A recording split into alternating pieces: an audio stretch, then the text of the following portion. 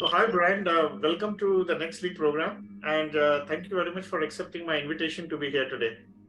Yeah, no problem. We're excited. Absolutely. And I think, as I mentioned to you, that people in the program the other day also enjoyed a lot about the event what we had and the questions that we took. And today we will do a more deep dive on the criteria and why should somebody go for EB1A and what do you feel the whole process has taken a shape or changed over a period in last couple of years. And then we can ask questions from the audience as well as people can just DM me as well. So guys, please be free to write to me. And if we have time, we will definitely allow one-on-one questions with Brian. And Brian has been a brilliant attorney, and we have been seeing his posts, and we have been highly motivated and inspired by his the way he looks at EB1A in the changing times. And on you, Brian, to begin with, let's start with how do you see EB1A different from other kind of green cards as far as the employment categories are concerned? Yeah, I think just the very first thing is it is without a doubt the hardest way to get a green card. There's no doubt in my mind. It's the number one hardest way, in my opinion, to get a green card in America because the standards are so high and USCIS is going to evaluate it at a higher level. And so you already are just kind of dealing with an uphill battle when you're starting to think about doing an EB1. Now, the nice thing is most applicants who are considering it are already extraordinary in some way. And so they probably already have a chance at getting the EB1 and maybe they're super qualified. I meet with a lot of people who actually think they're not qualified for EB1 and actually are. It tends to be the people that are overqualified that kind of downplay the significance of their accomplishments more than the other people. So I'm just a hard green card to get. Yeah. When you said, Brian, people are overqualified to get. I mean, but at the same time, we know that this is the only green card which says that there is no qualifications required, no job required. There is no per se as a minimum qualification. Of course, there is a criteria for salary as income was one of the elements, but as such, there is no such prerequisite. So, isn't it? I mean, why did it become still elusive and very challenging in that? In what sense? Could you ask that again? I think I'm not really 100% sure what the question is. Okay, now the question is that you said that it is the most difficult way to get a green card, Yeah. but if you look at the pure regulatory criteria, it says that it does not warrant that one should be having a job or does not warrant qualifications also. Right. So I think what you're asking is more like it might be easier just in that you don't need a job offer or an employer doesn't need to sponsor you for this visa. Absolutely. And that is one of the main advantages, right? And I think that's one of the most significant advantages of the EB1 is you don't have to rely on the perm labor certification process to get a green card, and you don't have to be sponsored by somebody, which means that if you decide to change employers, you don't have to stick with somebody because of a green card. You have the flexibility to transition to someone else. And that's worth its weight in gold to a lot of applicants. So we get a lot of people that are considering the EB1 for that reason alone. It just allows a lot of flexibility with that job offer. Okay, absolutely. Now, there has been a USCIS notification which just allow people to publish online, and there has been a recent trend of using a various online mediums for the purpose of using green card for the at least building up the evidences or criteria. Do you see, presence in social media or having, let's say, good number of followers or doing some kind of an events on a specific platforms or writing blogs being one of the elements to become EB1A ready? Yeah, I think this is actually something I was thinking about earlier today. And I think the most important thing for every person approaching EB1 is thinking about how they're going to document their successes, right? And how they're going to show their successes to USCIS. So the publications criteria and that's either authorship, things that you're writing, or things that are being written about you, those criteria both very doable for people, and they're a good option for people. And so one of my suggestions I give people considering the EB1 is you need to start writing. Write. Write something. Write something for somebody. Now, if it's going to be an online medium, USCIS already is a little more sensitive and a little more critical of online mediums, but it is a good option. You just need to be able to show that it has national or international significance and coverage.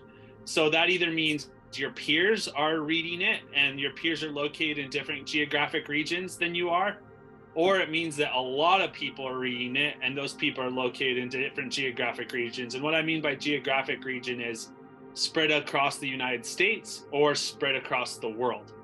And you just have to be able to show that. You have to find some kind of evidence to show that. A screenshot about a company's about page isn't going to be enough. So, and what I mean by a company could be like an online blog or an online news source. Their about page isn't going to be enough. You're going to have to find some way to document their circulation statistics so that you're able to show USCIS people are actually reading and looking at the work that you're publishing online. Because, and we all know this, anyone can write anything online. What really matters is who's reading it and that you have evidence to show people are reading it. And that's the key, getting that evidence and being thorough with that evidence and making it easy for USCIS to understand, because they need to understand your story at the end of the day. Wonderful.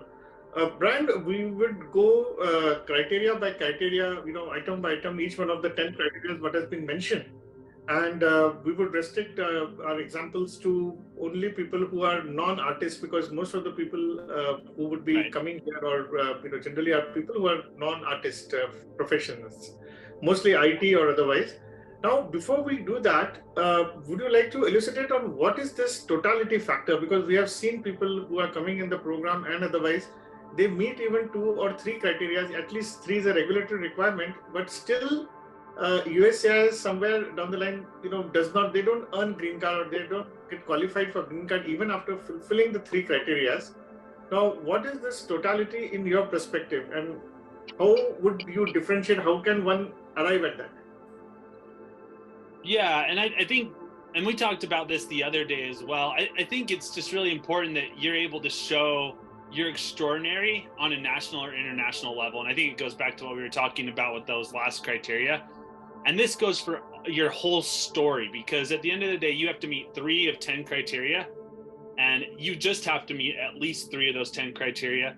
But when you meet them, your whole story has to show that you are an extraordinary individual.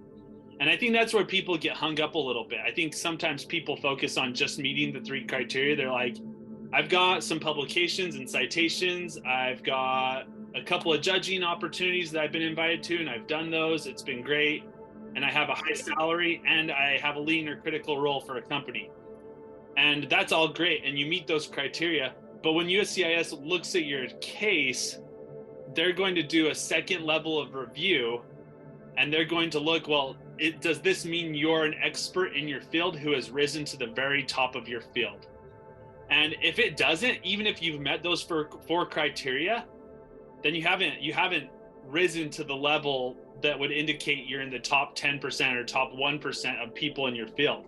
You have to also show that. So for some fields, like 1,000 citations, a lot of people can have 1,000 citations. That's not necessarily a difficult thing in certain fields. In other fields, 90 citations. In some fields, no citations, right?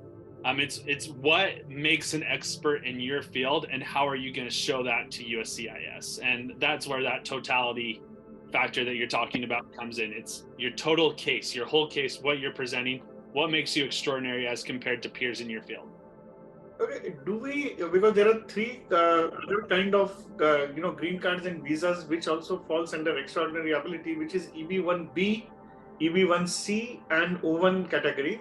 Now, is there also a concept of totality in those kind of green cards, Brian? Sure, yeah, absolutely. But the real difference is the EB1A has the highest standards, right? So like for an O1, for example, it's someone of an outstanding ability. Or for an EB1B, it's an outstanding researcher in your field, right?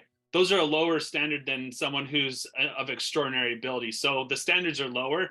it still is about your whole case and presenting your whole argument to USCIS, but those criteria are a lot easier to satisfy just because the standards are going to be lower. Now, EB1C especially, you just have to show that you have experience managing, and that can be either as a functional manager or leading a team abroad in the last 3 years, and that you're filling a role in a management position in the United States. In my opinion, of those visa options you just mentioned, of the 4 options you just talked about, EB1C is the easiest way to do it. So if you've had a managerial role abroad and you're coming to the US to fill a managerial position and you can show that, or you've had a managerial position abroad, you've been working on L1 for a couple of years in the United States, the standards for that are going to be a lot lower than the other 3 you mentioned. But yeah, you still have to show that you're a qualified applicant and that you run the gamut of qualifications and you're an expert in your field, or in the managerial case that you actually are a manager and have experience managing and will be filling a managerial position. Absolutely. But there's another interesting green card called National Interest Waiver, which is also a self-petition. Isn't many, as compared to EB1C, also it's very difficult, in a sense, very challenging to apply to and earn that actually. Isn't that also, in your perspective, should be in like extraordinary ability, or at least in the EB1 league, if not more? In that sense? Not on the same level. It's not. The difference is that they work off of what's called there's a case called Denisar, and they have these different criteria for the Denisar case. So in that case, you basically have to show the United States that you have a proposition in the United States that's of substantial merit and of national importance, and that on balance, it would benefit the United States to waive the perm labor certification process and sponsor you for a green card. So basically, and this isn't what it actually means, but this is a good way to think about it. The United States is basically sponsoring you for a green card. Ah, wonderful. With an EB2 NIW, which they're not actually sponsoring you. They're just waiving the sponsorship requirement. But what they're saying is, Yes, it's so important to the United States that we're going to say, hey, look, you don't have to go through this process where they weed out American applicants, and you can get a green card this way. So that is a good option for people. And I think a lot of applicants really meet the criteria for that. The difference, and this is kind of cool, and I think this is really cool about the EB2 NIW, what you have done in the past doesn't really matter as much as what you're going to do in the future. So it's a future-looking green card option. And what I mean by that is, a big part of an EB2 NIW is that you have to provide a proposal, either a personal statement or a business plan that talks about what you're going to do for the United States in the future that's going to have national significance and benefit the United States economy. So like the example USCIS always uses is creating jobs for an area of need would be an example, or like you're going to provide a lot of revenue for a lot of various companies, something like that. It just has to impact the US. So that's kind of cool. It's future looking, kind of a cool visa, a lower standard. It's very doable. I tell people with a STEM degree and a master's degree, like, why haven't you tried this? Pretty much everyone that comes to me with looking for EB2 national interest waiver advice that possesses at least a master's degree in a STEM field, I'm like, okay, you should really be thinking about this option. Like, you might get an RFE, but it's a good option. And for people from India or China who are subject to a big backlog with EB2 NIW, it might be a good way to set your priority date. So that's kind of the strategy for folks from India, is they're thinking, how can I set my priority date? Because now the EB1 category is even backlogged a little bit. How can I set my priority date to speed up my green card process down the road? EB2 NIW might be a way to do that, especially if your employer, like a lot of employers will wait 6 months to a year to sponsor a green card process. Or if you're a student, if you're in school early in a PhD program, great option.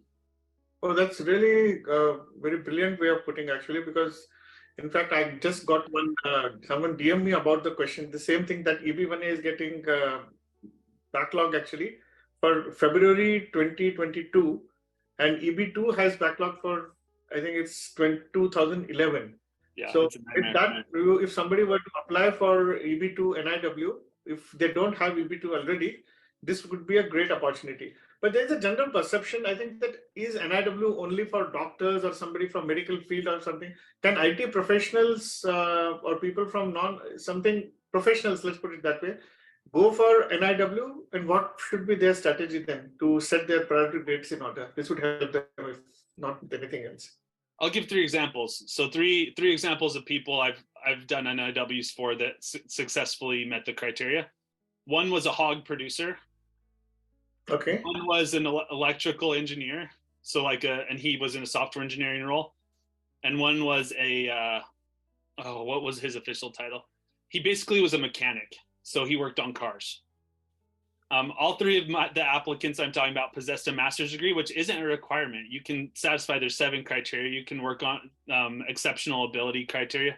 And yes. Recognize that difference. Like with an EB1A, it's extraordinary ability. EB2, it's exceptional. So you're not extraordinary, top of your field. You're exceptional. You're probably in the top half of your field or something.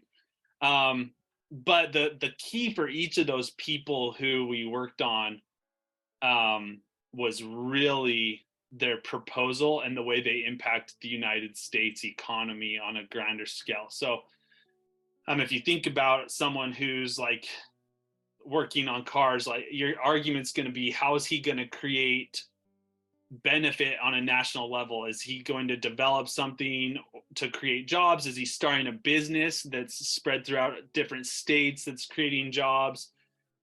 Is he increasing the revenue of various companies by developing some kind of product or some kind of technology? You really have to think about how your work is going to enhance the nation's economy. So that's kind of key there. Be forward looking. Okay, now when we since we are talking about exceptional ability and national interest waiver, does the outcome or the projected outcome that we are anticipating has to be at a very grander scale, or even at a local level or a very fundamental level that is good away? When you use the word national economy, people tend to believe it has to be in $1 billion, that what is my contribution? I'm just a mechanical engineer, I could be just an IT professional. But I'm not that big actually. So how would I address that? Is it something very grand plans that you should be projecting? It doesn't have to even be money. I use the money example a lot because the United States is a capitalist nation. So money's a big deal to the United States. But maybe a good example would be like, maybe you're just improving workplace conditions for elderly folks. So you've done a lot of research and you've provided ways and guidelines that businesses can implement to make the working conditions better for people that are 60 years of age or older. And that's going to have a big impact in the workplace for a lot of people.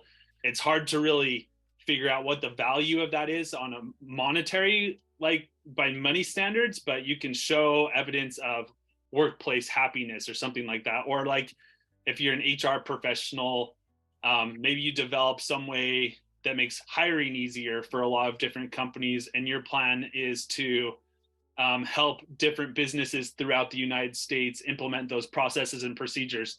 You're not going to be able to show a financial contribution likely. Like the evidence for that's going to be impossible to find, but you can show that it's going to improve the employment conditions for HR professionals throughout the US. That might be a good argument. So you really just need to be thinking about, again, how is it going to impact the nation? And is it a significant impact? And money's not the only way to prove that. Oh, that's really, illuminating actually, because this removes a lot of perception. So guys, many of you who are, worried about the priority date for EB1A and are on the path of that, if you have your EB2, that's wonderful. If not, I think that's a good strategy what Brian has suggested, that go for EB2 NIW and at least you'll have an advantage of the old date in order actually for you. Now, Brian, there's another question that comes here, that people who are in the USA who are on their pathway to become EB1, they have to nurture themselves, do a lot of activities, whether they come to a program or otherwise who come to you. But, it is like publishing books. It is like there are certain allied activities, volunteering, and other things that they have to do at times, and which could possibly be deemed, they cannot earn money, of course, but it could potentially, I'm using the word potentially very carefully here, could be violation of their H1 visa norms also. Now, how does one tackle this issue? For example, somebody wants to write a book and publish it. Well, that's one point. Somebody gets a chance to volunteer or do some job at some other place that could augment one's career for the purpose of EB1A. So as we work on different criteria, there would be multiple activities and initiatives one could take up, but they could be deemed in violation to their current H1B norms. Now, how does one tackle this? This is, I don't like to do this on webinars necessarily, but this is one time where my advice is have somebody look at your situation.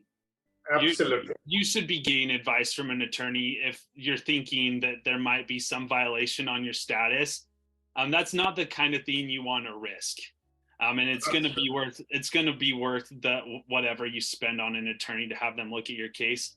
In some cases, with publishing books, it's kind of gray. So it kind of depends on where you're publishing, how you're publishing, how much money you're making, if you're doing it frequently, how many books you're publishing, how many chapters you're publishing. There's a lot of factors that go into that evaluation that kind of move the needle, in my opinion.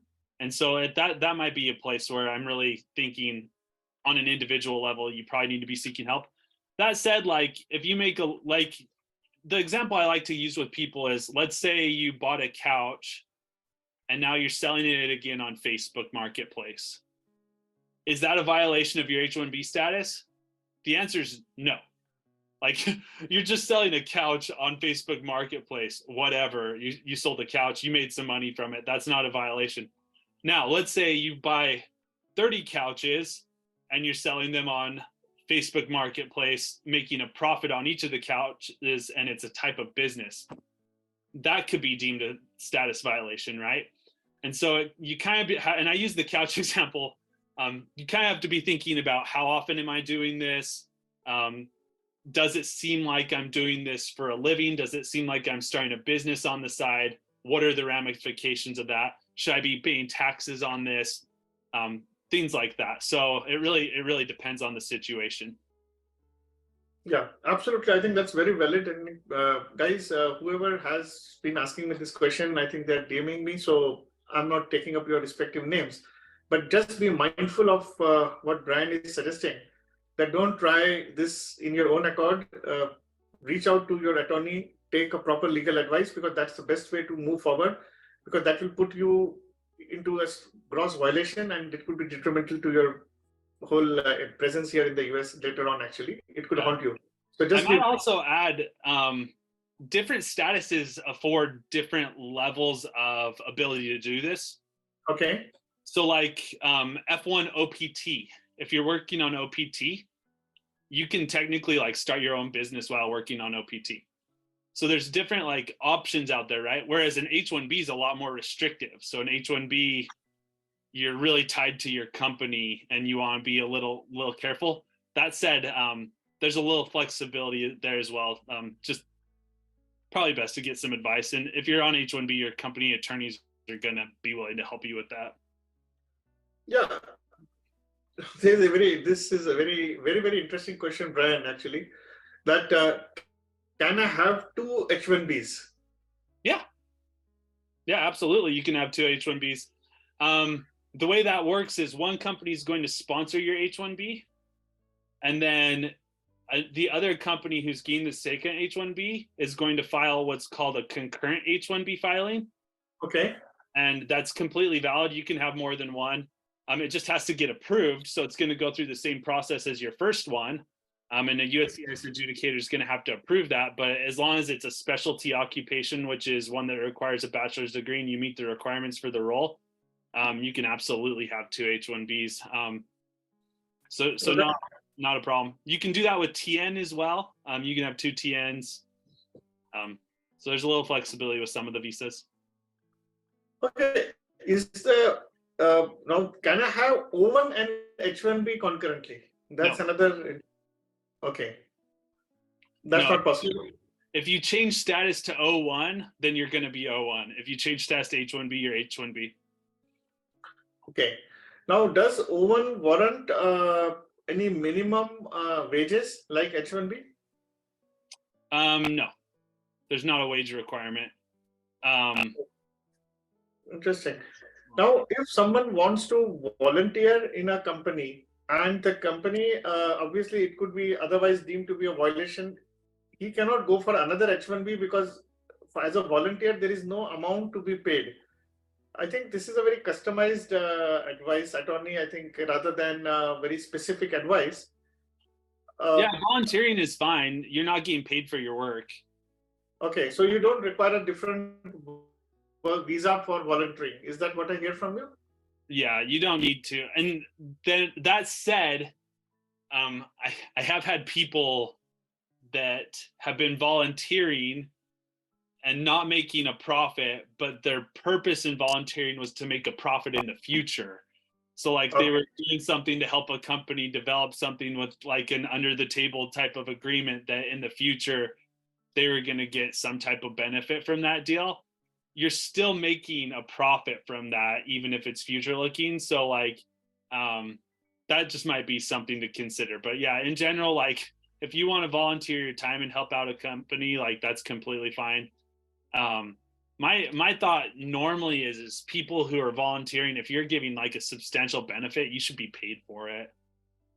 So just don't let people use you. I don't think that you're experts, you're extraordinary. Your time is worth a lot. Obviously, like sometimes you need to do volunteer work. I do volunteer work all the time. I talked to someone on the phone today. They didn't pay me. That's fine.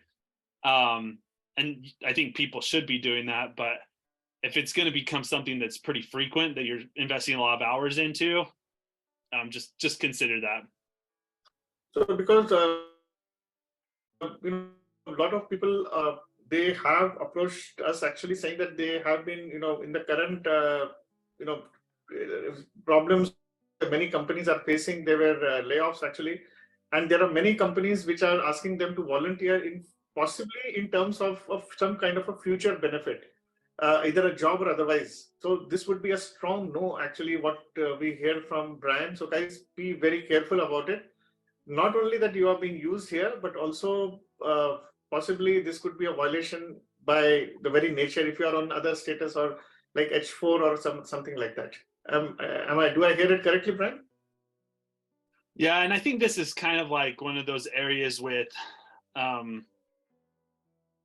getting paid for authorship, right? I think it's similar. This might be an area where you reach out to an attorney as well. If a company is telling you they want you to volunteer and offer them a free service as like a trial period to get an H1B, that's messed up. They should just hire you and pay you. I really think people should just be hiring people and paying them. So there's other jobs, and the problem with that is it's going to take away from your time you have to job hunt and find a different H1B. No, that's really wonderful. But prima facie, what we also hear from you, Brian, is there is no visa that permits somebody to be a volunteer per se, as such independently. So, like if somebody is having just a B1 visa, can they volunteer on that? I mean, this is not related to specifically to EB1, but somebody. So we are just trying to explore that if somebody is just intending is only volunteer, we don't require a specific visa for that. If you come in on a B1 and your intent is just to travel and visit the United States, and you might just be volunteering while you're doing that, not an issue. Now, if you come in on a B1 and your intent is to get employment and you're volunteering with somebody with the intent to secure a future job with them, that violates the intent of a B1. Okay. So again, it just comes down to the purpose of your volunteering. If you're volunteering just to volunteer and you're just traveling around the country doing that, not a problem on a B1. Absolutely. I think that's very, very helpful, Brian. Now, let's go into specific criterias, and while we will not do deep dive here, but what is expected, we could look at from the regulatory perspective and from a USCIS petition perspective. Let's start with the very most popular one, which is about critical role. And sure. Everybody feels that they are working in a company and they can get a support from their companies for this particular purpose, and they have played a major impact for their companies. Now, how you define a performance of a leading or a critical role? What is critical and what is not critical here? Maybe the first place to start is considering if your company you're working for is distinguished. And because it's in a company with a distinguished reputation, right? So, like, if you're working for a big company, that's going to help. And you're going to want to provide evidence that the company you're working for has risen to a certain level of prestige. And so, like, for example, if you start your own business off of F1 OPT and you're trying to argue that you're in a critical role and you're the only employee and you've made no money at that company, even though you're the CEO, CFO, president, founder, all the above, all the great titles that would suggest you're in a leading role, that's going to be a super hard argue, right? Super hard, just because you have to establish that it's distinguished as well. So that's kind of where I like to start with, that is establishing the distinguished nature and providing evidence in your petition. And then critical role would be like any type of project that's led to some kind of success within the company or outside the company. The best types of things are like, let's say something you did, some project you worked on helped your company secure a contract with a big company or multiple contracts. That's a critical role. A project that you worked on brought in a certain number of value to the company. That's a critical role. Anything like that. Leading role, I typically talk to people about arguing that they have subordinates and that they're supervising people who are professionals, and ideally people who are at their same level, because then you can compare. There's a nice comparison argument there, right? If you're supervising a bunch of people that, in my opinion, would also be, or your opinion would also be, extraordinary individuals in your field, and you're their supervisor, that's great leading role evidence, right? So providing things like org charts, emails, projects, slideshow presentations that you've done for the company, things like that can be really good evidence. Wonderful. So, Guy, if somebody is working in a not so distinguished, as we say, large corporation, but even may have been in a startup, can one qualify for this role, but had created a major impact in one way or the other? Yeah, sure, absolutely. You just have to, again, you just have to show that you're going to try to show that they're distinguished. And really, it comes down to the company. Most companies are going to have some level of prestige. They exist. People are using their product. They're probably making money.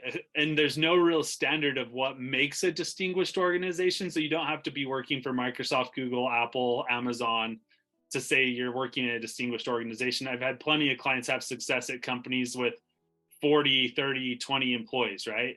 You just have to show that there's some level of recognition amongst other people in the field or of the company, right? So that's a good way to get around that. What's a good example?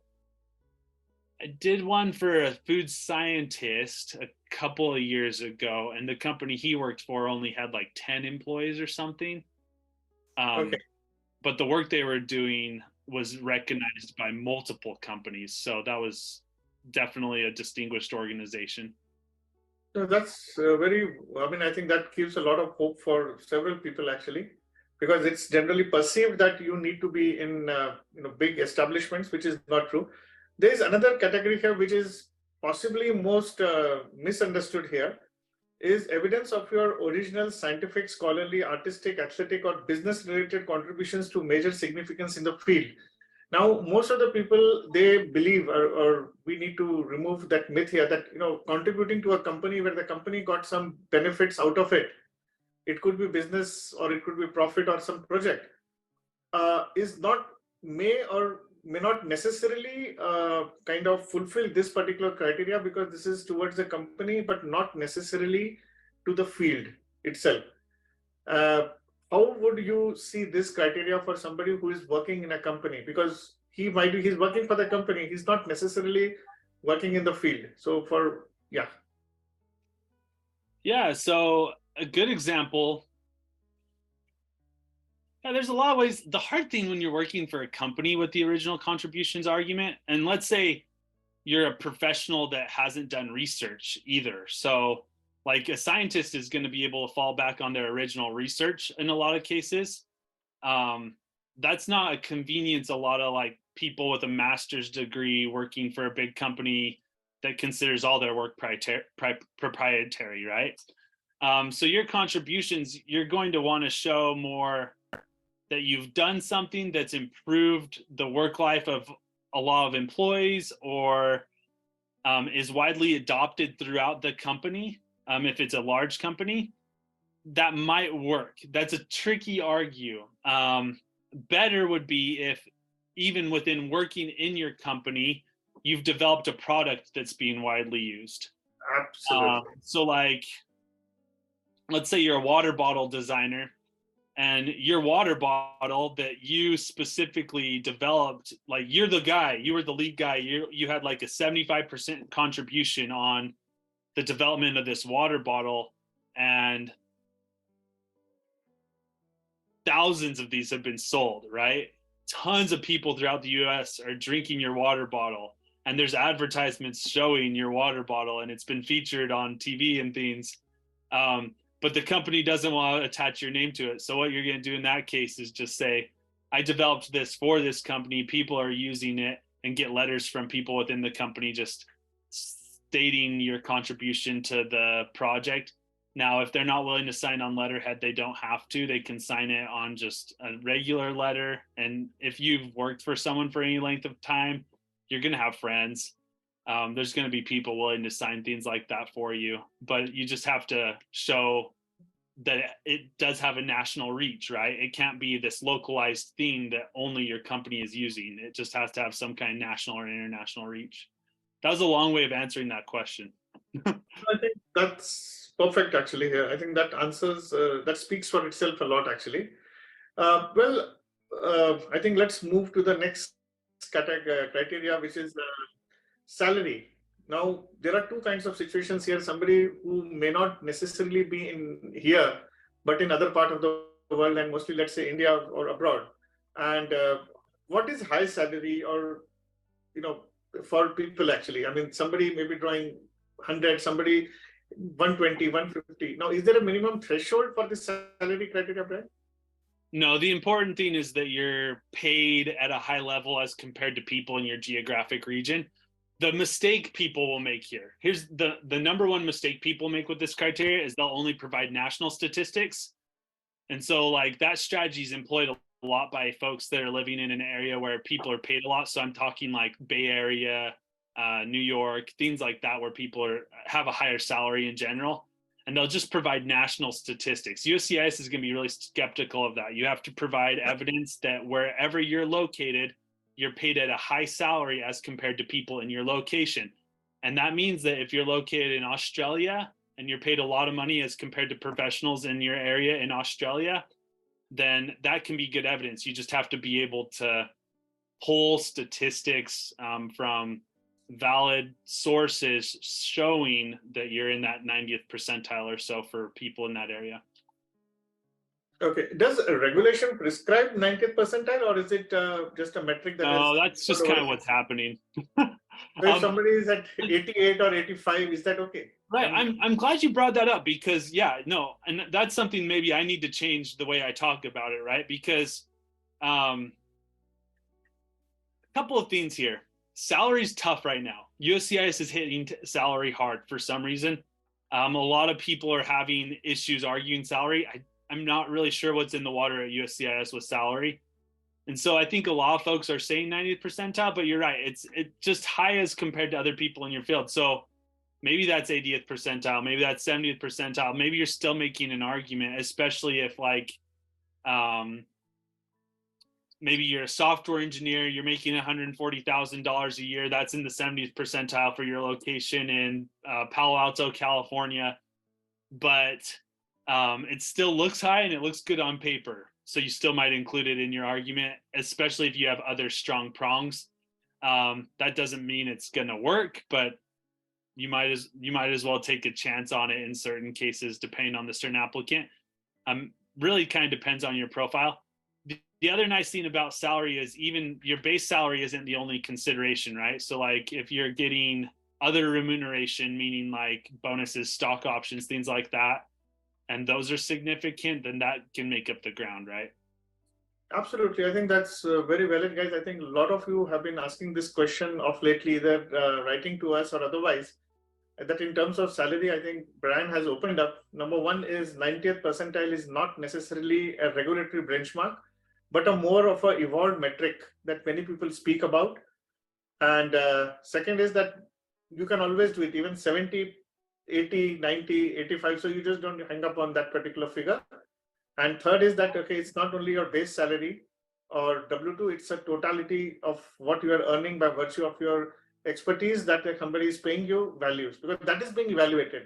I think one way to look at it is what I would see is that it is not your income being evaluated, but what your somebody is paying you by virtue of your expertise that is being evaluated. So just let's keep that in mind. Uh, Now let's go to another criteria is authorship of scholarly article in professional or major trade publications. Now, what is major trade publications or major media, and can electronic medium to what extent can be utilized for this purpose? Yeah, major media, the best way to, there's two ways I like to think about this. And major means it's being consumed by a lot of people or a lot of your peers. That's the way I like to think about it.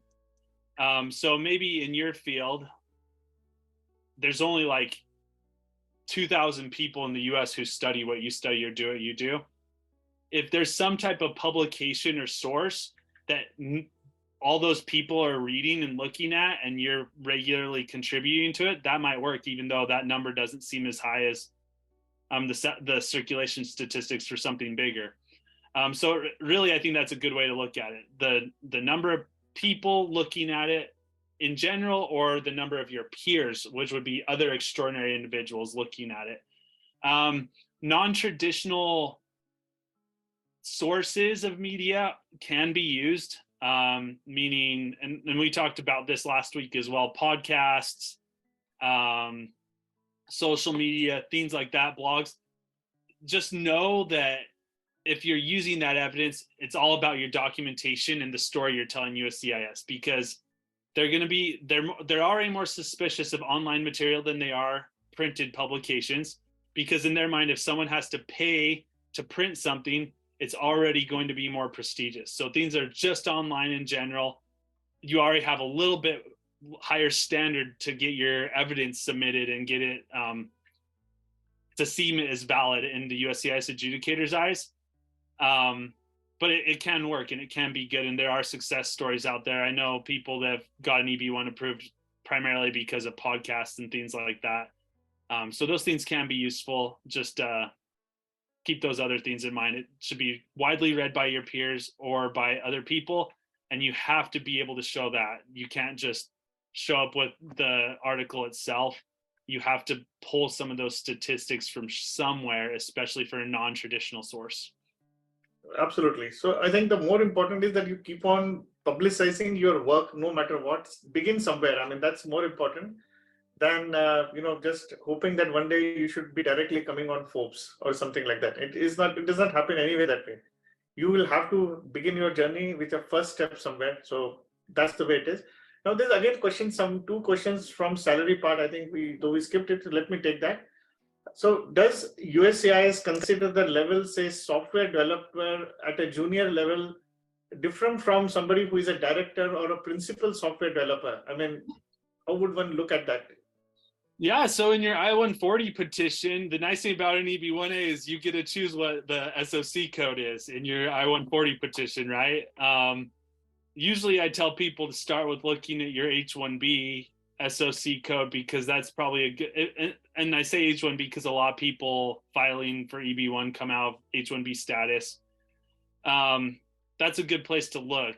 And so you're going to pick your SOC code. Obviously, someone who's like in a managerial position in software engineering is going to be in a different area or field of expertise than someone that's just a software engineer or software developer. So you kind of have some control over that. And there's nothing wrong with that, right? So you don't have to be a staff software engineer or manager or something like that, senior software engineer even, to be extraordinary. There's definitely more junior level software engineers who have done something great. You just have to be able to show that you're an extraordinary individual without that higher distinction. Well, that's really wonderful. Well, this another second question that I'm getting with reference to salary is that if I'm working for a government or government agency, my salary is fixed actually. So how do I claim under this category? It's very... Yeah, the nice thing is you're working for the government. So USCIS knows you're not going to be paid as much.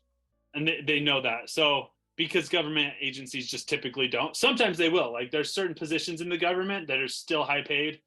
I have a neighbor down the street who makes like $180,000 a year working for the state of Nebraska. And I'm like, I don't know how you got this job. You must know somebody, but you're paid a lot in the government. That's really great. And he gets all the benefits too. That's like a dream job.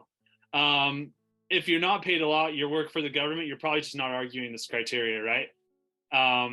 Because you can't show, like let's say, and I evaluated someone pretty recently who was making around $50,000-$60,000 in a government position. If they went into the private sector, they were probably making more like $150,000-$180,000 a year. I told them, you're just not going to argue this criteria. You don't make enough as compared to other people in your field.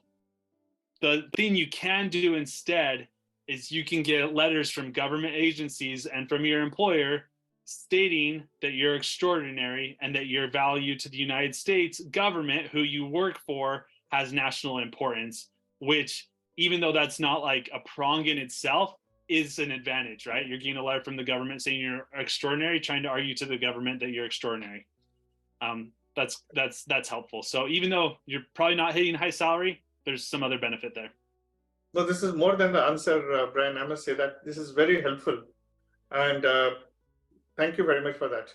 Okay, next criteria that we will look at is, we'll quickly move actually because of paucity of time, is, and guys, keep on sending your questions. I would be happy to take them as they are coming here, is about membership of associations actually. So now for every field, there are thousands of organizations and associations.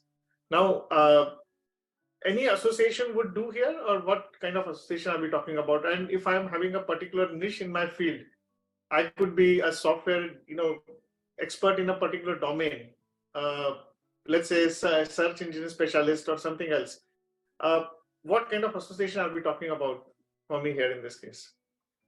Yeah, you just have to show they're prestigious, and so that's hard. This is a hard category, and this is hard. This is just hard. Memberships are hard. Lesser nationally recognized awards are hard. Those are two hard bullets. They're tricky to argue. The one I'm getting a lot of people approaching me about lately is IEEE memberships. And because recently there was an AAO decision and they ruled that a senior level IEEE member didn't qualify. And it's like, this is hard. It's just a hard category to meet. Maybe you need to be a fellow. The secret here, and maybe it's not a secret, but the important thing is you have to show that whoever was selecting people for that membership weeded people out using strict criteria to show that only the best of the best were granted that membership based on their selection criteria, right? So it's an uphill battle, but you're going to have to provide those statistics. You might get them from just one of the people on the panel judging you. You might be providing resumes or LinkedIn profiles for the people that were the judges to get the membership to show that they're also experts. You might compare yourself to other people that have received the membership. So let's say like you're a senior level IEEE member, and you can still make that argument just because the AAO has said you can't make that person didn't meet it. That's not a precedent setting decision, right? The AAO doesn't set precedent. You can still make that argument. So what you might do is you might compare yourself to like 10 other senior level IEEE members who have 600,000 plus citations and be like, well, this guy's a senior level IEEE member as well. And he's extraordinary clearly. So obviously this membership is a good membership to have because other people are associated. So there's creative ways to get around it. The one thing I tell people to worry about a little bit is you don't want to like by showing how extraordinary other people are, you don't want to downplay your extraordinary ability. So there's a little bit of like cat and mouse there. You have to be careful what you're submitting with your application and kind of selective. And the nice thing is you're in control of that, right? You get to tell your story. So you might just pick like 10 other people with similar accomplishments to what you have.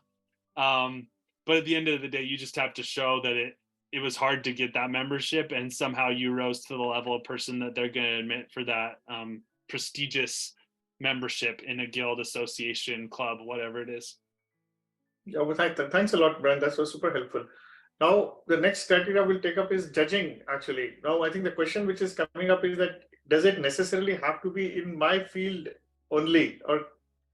Or because I'm an expert, I've been invited to do something else, to judge in a generic other forums or something. So how would you speak about that?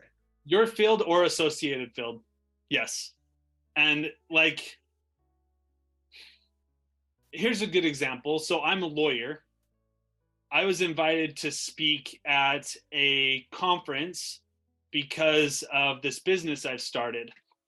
And if I go and I talk about how I formed this business, all these things, that's probably not going to work for a judge for satisfying that criteria. And obviously, like, I'm not judging anything, but because it's very different from what I do on a day-to-day basis. It's not related to what I actually do and what I'm extraordinary in. It's a different area of specialty. So it has to relate somehow. It has to relate to your area of expertise in some way.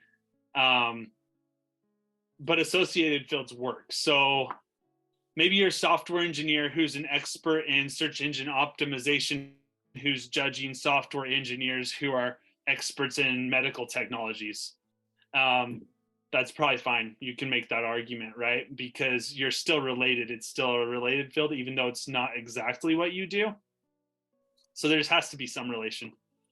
Absolutely. I will take just two quick questions. I think someone is asking that, can my priority date for EB2 be used while filing EB1A? I think we answered this. Yes, I think you came late, gentlemen. So since it is DM to me, I'm not taking anyone's name here.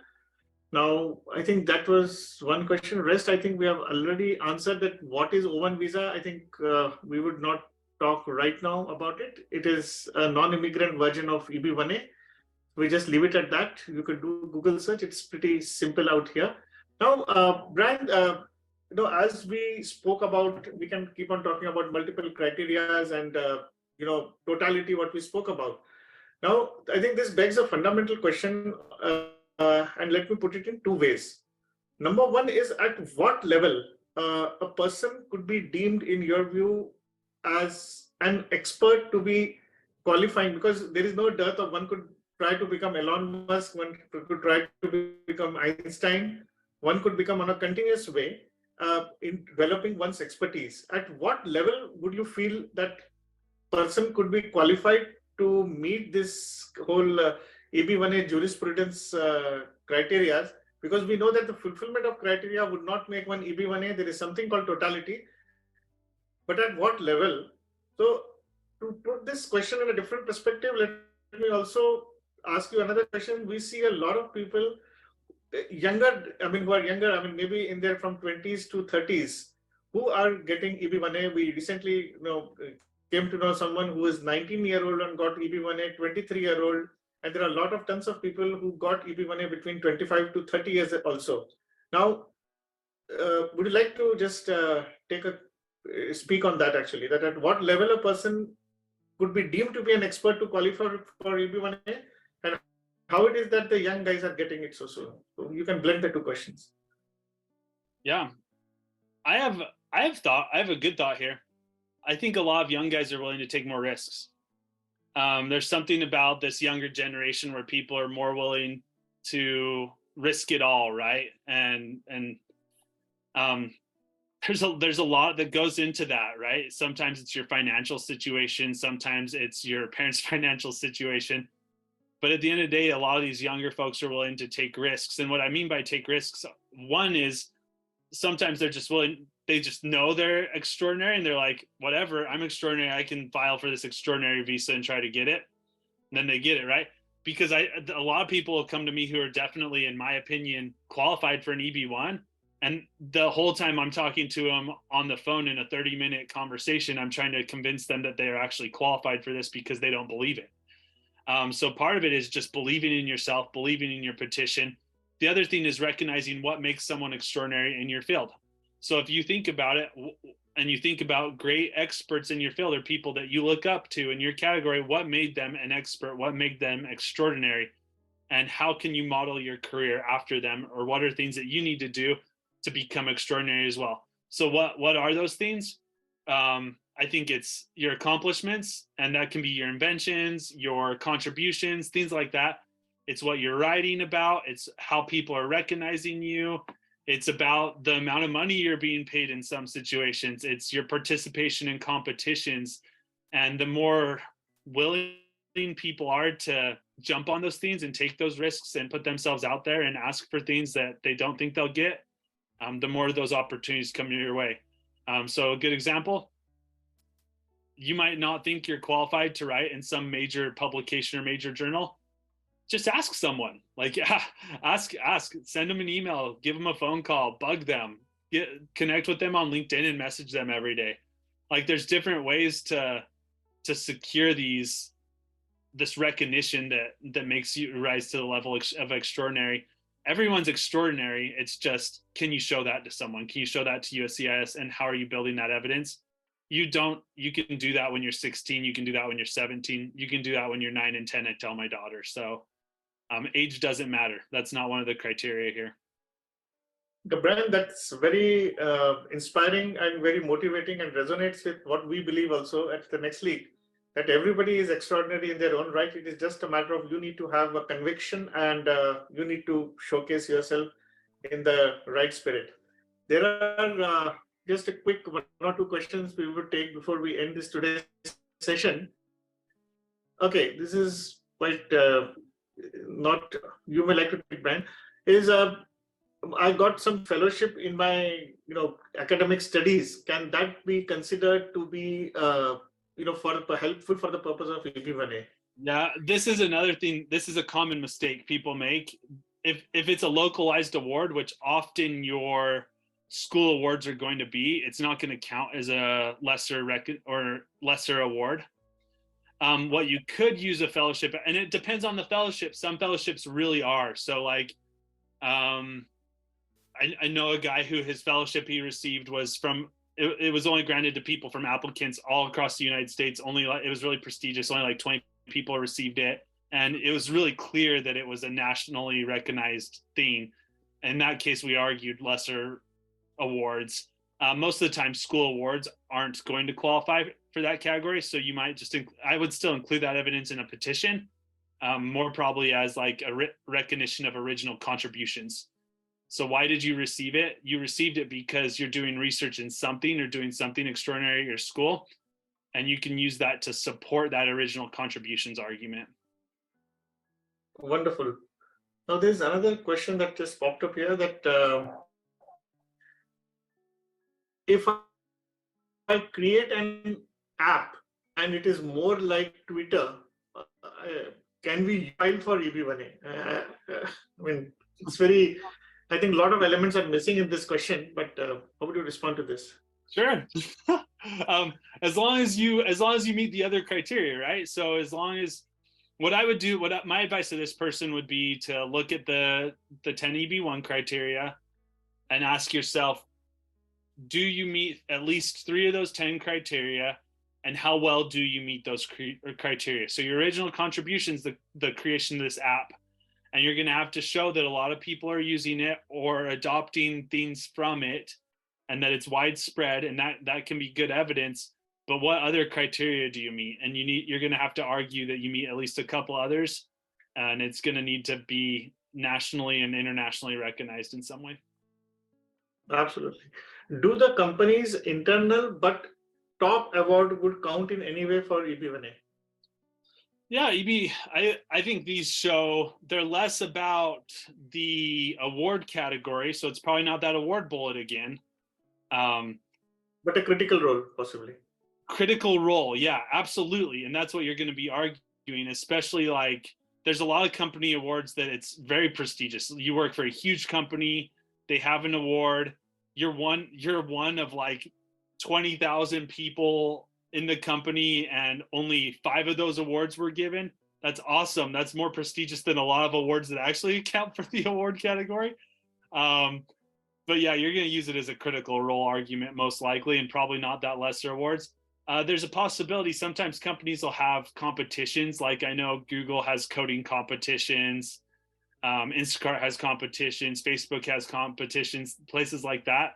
If you're an employee and you win one of those competitions, that's probably going to work, because that prize from your company might work because they're pulling in applicants from other places as well. You could get creative with it possibly though. Yeah, absolutely. I think as there are a lot of questions, but we won't be able to take it right now. I think many of them have been answered. But guys, just an input. I think the way the questions come up, we are focusing on the criterias, but let's understand that the whole genesis of the whole EB1A criteria is to be something to be beneficial to the United States, and that you should be really accomplished and successful in your life. So for this, there are 2 ways. One is you continue doing your job, and whether for EB1 or EB or not, you may be still, somebody may be having EB2 and still you want to be successful and prosperous in your life.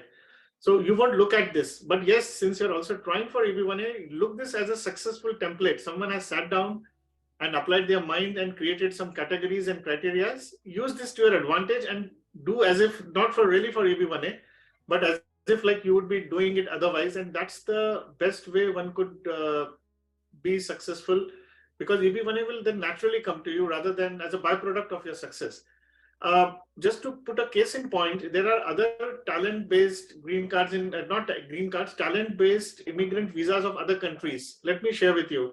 Like France has something similar, and they don't have 10 categories. They just have put up that you should be internationally acclaimed or nationally acclaimed in your field of domain, like arts, commerce, and they have put up a couple of things like sciences, business, and they have left it to your discretion and wisdom. We always tell people in the program that, but if these 10 categories were not there, and if you were to present a case to United States and telling the United States that, okay, how I am best for the country in terms of your excellence and your domain expertise, I think start from there first. Build up your own metrics, build up your own criteria. If you follow this approach, you will automatically fulfill those criteria actually. If you focus on criteria, we have seen a lot of people who fulfill, 3 criteria at least, and they don't get EB1A. And Brian has given us a very educative information on what is totality, and we have done a deep dive on each of the criteria as well today. So, that would be from my side. So, Brian, any last words for people who are inspired and motivated, but they feel stuck up somewhere and they feel they are not ready yet, and maybe they are not cut out for EB1A? What is your message to them? I think the best advice is just like we talked about already. Think about what makes somebody extraordinary in your field, in your profession, and then try to make yourself that person or be better than that person, right? Be willing to take risks, be willing to reach out to people, be willing to network extensively in your field. I think a lot of EB1 folks network with a lot of people who are also searching for EB1. That's a super valuable resource. Better feedback is going to come from professionals in your field. So the more you can get out there, the more people you can connect with, the better. And don't be worried about their level. Experts can give you good advice. Be willing to ask your professors, be willing to ask your peers, find mentors, be willing to talk to CEOs, be willing to talk to VPs, talk to those big guys. They're going to have some good advice there and be able to help you along your path. It's often people who get help from those exceptional people that find ways to be exceptional themselves.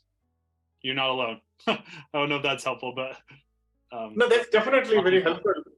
Absolutely, Brian. And another aspect that I would like to put it across, that when we think of other green cards, let's say EB2 or EB1C or EB2, those kind of things.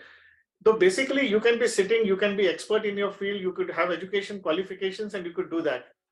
But for EB1A, there has to be some kind of a strong impact factor that you should have created or should be creating. which is EB1A is actually not about you. It is for the others, what you have done and what you intend to do and how you do it actually here. So just keep that in mind. And Brian, thank you very much. And really grateful to you for accepting our invitation to be here. And for rest of you, and thank you very much for spending your Saturday afternoon here with us. I'm sure this was helpful. We would appreciate your feedback back to us. Thank you very much and have a great day, everyone. Bye now.